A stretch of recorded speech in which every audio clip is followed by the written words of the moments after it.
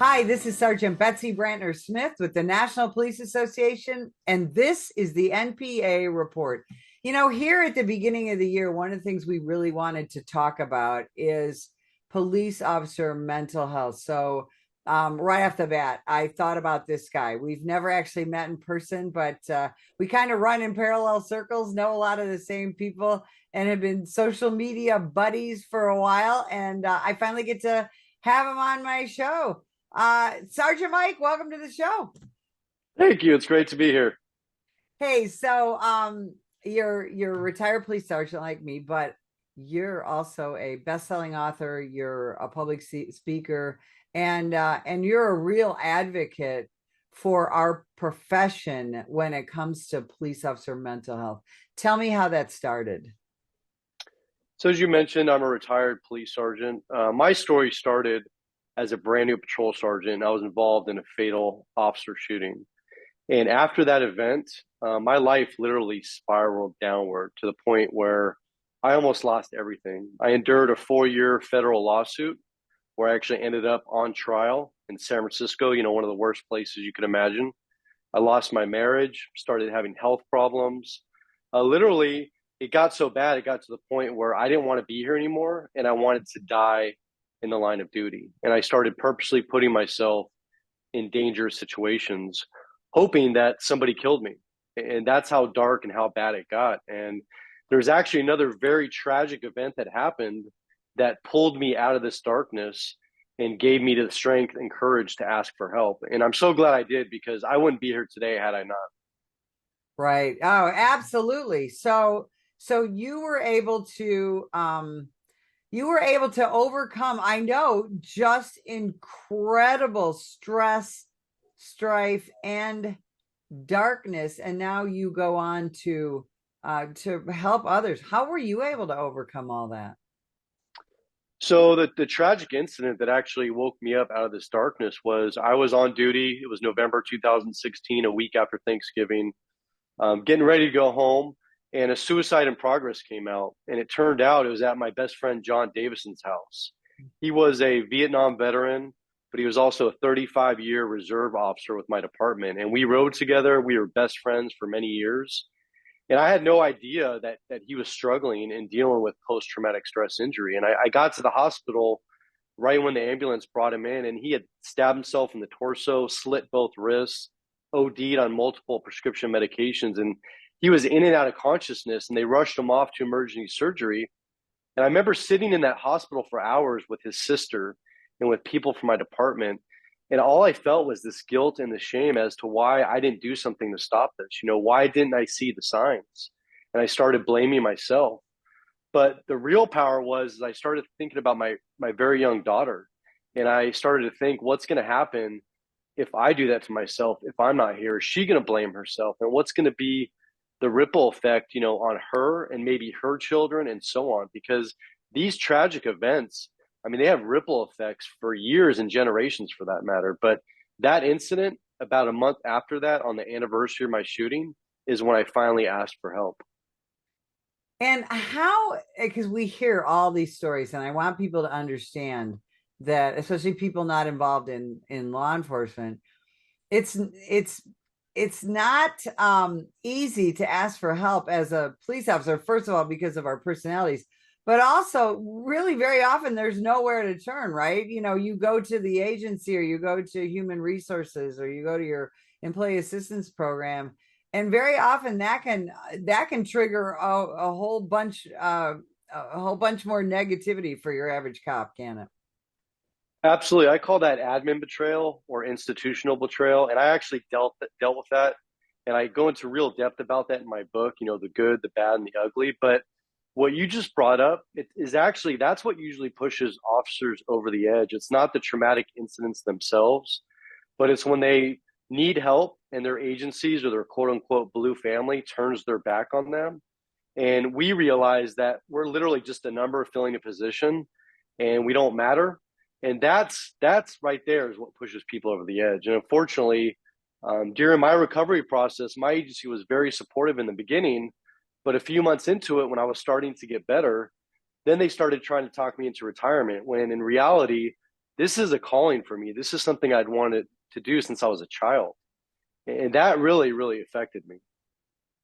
And in reality, what the agency, does or doesn't do can push you backwards, right? Further traumatize you, and cause all kinds of difficulties for us. Michael, we have been talking about this, my virtually my whole career, for the last, 35 years. We've been talking about police officer mental health. Why are we so lousy still at dealing with it? What do you think needs to change? Well, the entire culture needs to change because right now there's a stigma associated with mental health or asking for help. It's viewed as a sign of weakness, and it's viewed as, people can't trust you, they want to outcast you. In reality, what we're talking about is, as law enforcement officers and all first responders for that matter, we're exposed to hundreds and hundreds of traumatic incidents over our career. And that's not normal. That's not natural. But what is natural is that having an effect on us at some point. And really, we just need to acknowledge that. It doesn't have to be this huge ordeal. But if we change the culture in the very beginning of our careers, starting in the training academies, bringing that forward in the field training program, things like that, where we actually have our leaders at all levels. And this is the key. They need to set the example by being vulnerable themselves, because officers don't trust the system. And if you're not vulnerable yourself and showing that it's okay to talk about this, no officer out there is going to ask for help or admit they need help. And what we do instead is we turn to these negative coping mechanisms like alcohol, drugs, extramarital affairs, gambling addictions, porn addictions. I mean, I could go on, but we use these very negative things to kind of numb us and make us forget about really what's affecting us. And the reality is, like I said, this is normal. It's okay for these things to affect us because we're human. And so let's change this culture. Let's normalize these discussions. And although I was ashamed and embarrassed when I first asked for help, now looking back, I know today it's the most courageous, bravest thing I've ever done. It was nothing in the military. It was nothing on the streets and law enforcement. It was literally saying, you know what? I give advice every day out there on the street to strangers. I tell them how to solve their problems. But I don't look inward to myself and use that same advice to solve my problems. And that's what we need to do. Yeah, you're absolutely right. So, speaking of courageous, you decided to sit down and write a book that has been really, really well received. Tell me about that decision and that process. So I've got to bring up Dr. Shauna Springer, amazing, amazing woman. She is a culturally competent clinician. She's actually a psychologist. She had written 3 books before this, and she's worked with combat veterans, with the VA, the TAPS, Tragedy Assistance Program for Survivors, and first responders. And she literally reached out to me on LinkedIn. We didn't know each other, and she kind of just wanted to introduce herself and share her work with stellate ganglion block, which is a medical procedure to treat post-traumatic stress. And we talk about that in the book. But during that conversation, she said, have you ever thought about writing a book? And I said, it's funny you asked me that. I've been asked before. But with post-traumatic stress, I don't think I have the focus or the concentration or even the will to do something like that. And so we left our conversation at that. A couple months later, right before COVID, she calls me back and says, look, I have heard hundreds of trauma stories, but your story is really sticking with me. And I think your stories can save countless lives. And I want to make this project happen for you. And it was at that very moment I said, let's do it. And so we actually started this process when COVID happened. We didn't even meet in person for a year and a half into this project. And this project is very, very unique. Relentless Courage, Winning the Battle Against Frontline Trauma.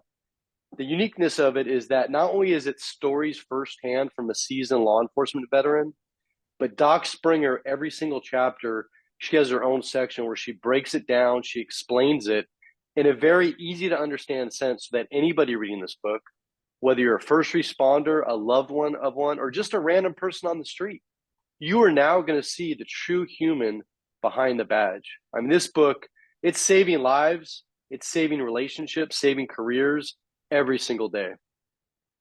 I know your story is just such an amazing one because the book came to be really at a time when I think law enforcement started to get far more focused on our own mental health and our physical health as well, because we lost so many officers to COVID-19, and the vast majority of those officers were not healthy to begin with. We have to admit that, we're not just very often mentally unhealthy, but we often have obesity issues, we have addiction issues, we have diabetes, uncontrolled high blood pressure, all of those things that can affect us, not just mentally, but physically. Now, I want to go back and have you explain something that you talked about.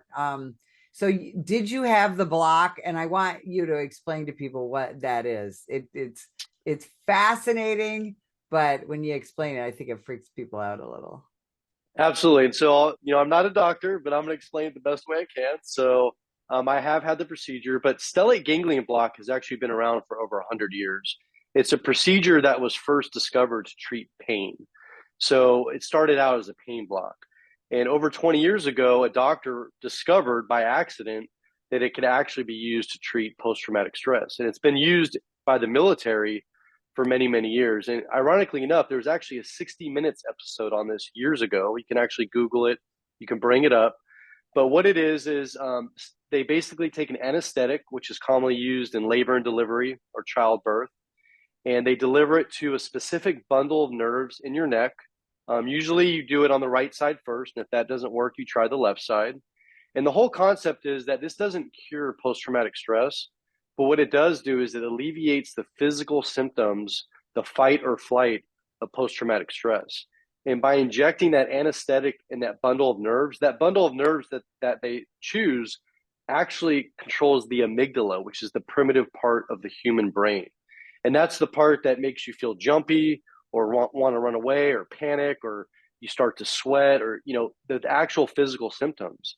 And so it really can either reduce or stop those symptoms altogether.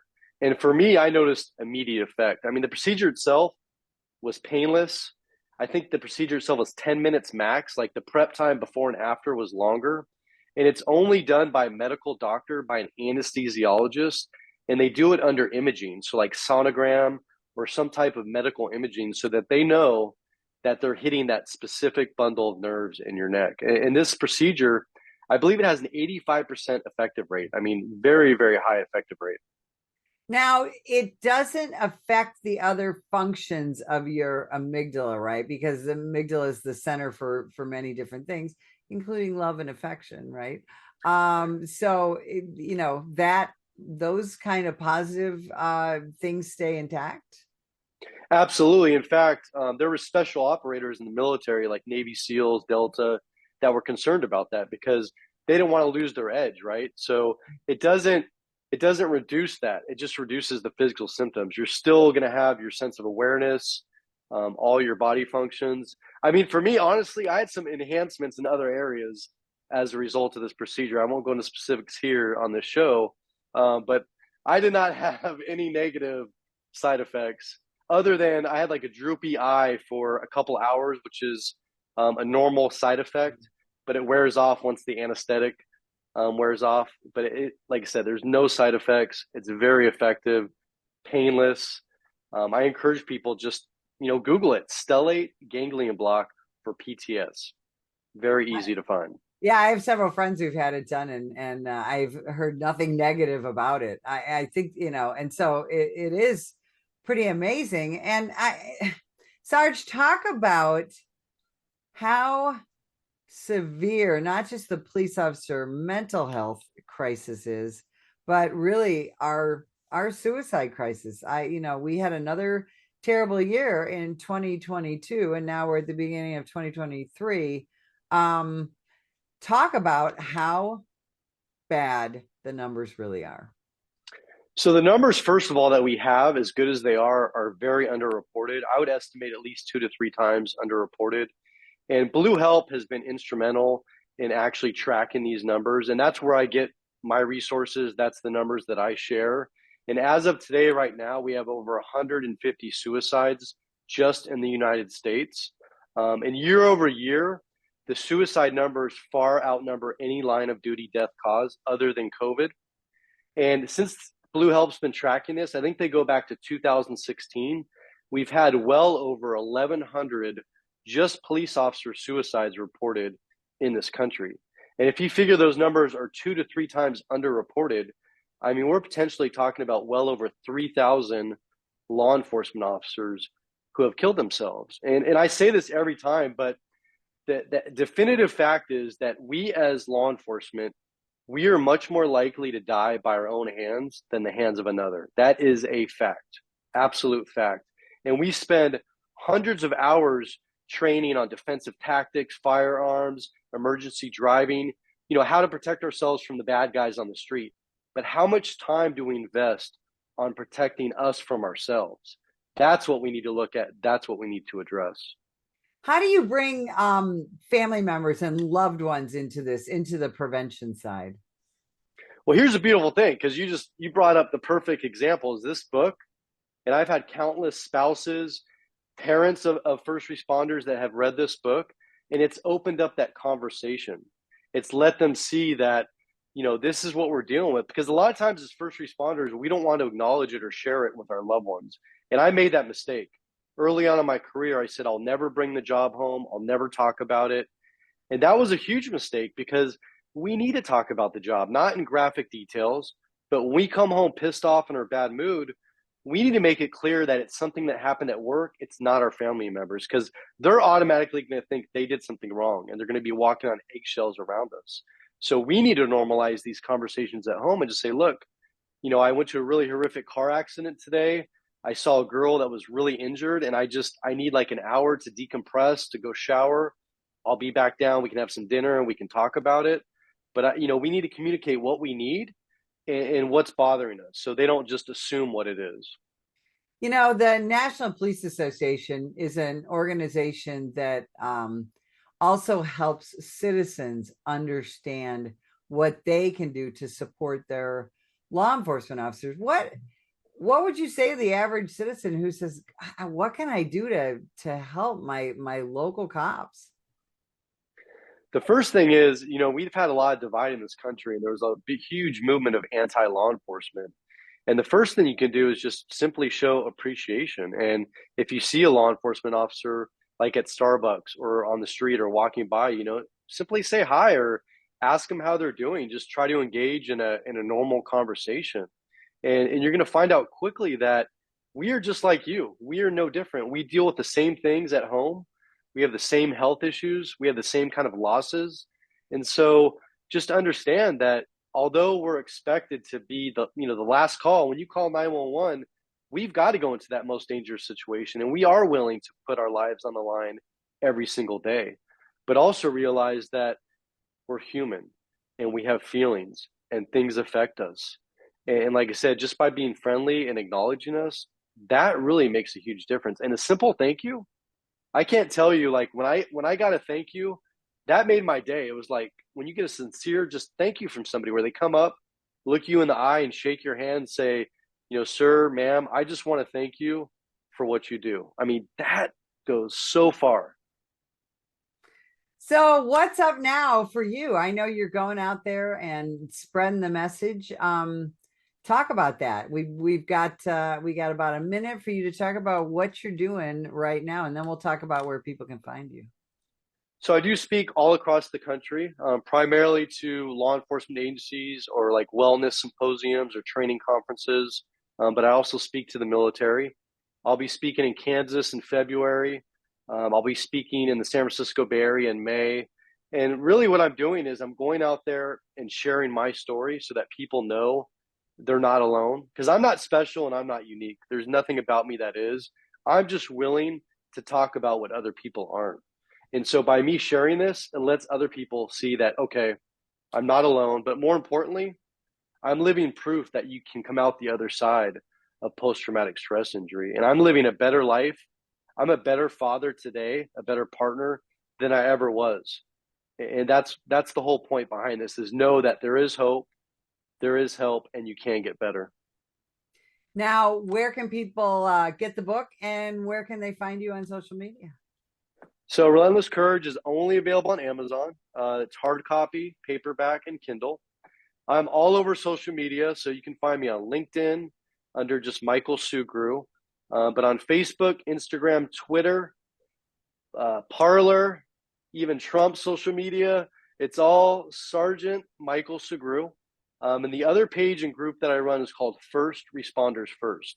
And those pages are also on Facebook and Instagram. So you can find me on any of those platforms, any of those pages. I'm so glad you talked about thanking a cop, because the National Police Association, we have a couple of things we do. One is a thank you note program where people can go to our website, nationalpolice.org, and you can download thank you notes and learn how to deliver them to your local police department. And we get pictures of departments who've gotten them. And like you said, a heartfelt thank you is the most amazing thing to get from the community that you're trying to keep safe. The other thing that we have is the Thank a Cop billboard program. And you can go to our website, or you can go to our social media, and you can see our Thank a Cop billboards that are all over this nation. And I've seen a couple of them on my travels, and it's so cool to be driving down the freeway. And there's a huge billboard that says Thank a Cop. That absolutely helps. It's a small thing to have someone thank you, but it really helps, doesn't it, Mike? It does. I mean, it can absolutely make your day. Absolutely. Absolutely. I'll tell you what, we cannot thank you enough for what you do, for putting yourself out there, for writing the book, and for spending some time with us. And if you would like more information about the National Police Association, visit us at nationalpolice.org. Sam, put the gun down! Put the gun down! Last year, law enforcement officers were involved in hundreds of thousands of use of force incidents. A use of force incident is when an officer must use nonverbal tactics to gain control of a dangerous situation. Put the knife on the ground. In many cases, officers have no choice but to use force when a suspect doesn't comply with a lawful order. Use of force is always ugly. No one likes it, especially police officers. Together, we can help de-escalate these dangerous encounters. Help police officers by complying with their lawful orders. Don't attack, attempt to disarm, or flee from an officer. Use of force is an officer's last option. Most incidents can be avoided by not resisting arrest. If you feel you've been wrongfully detained by a police officer, then seek a legal solution after the encounter has been resolved. Let's keep everyone safe. Comply now and complain later.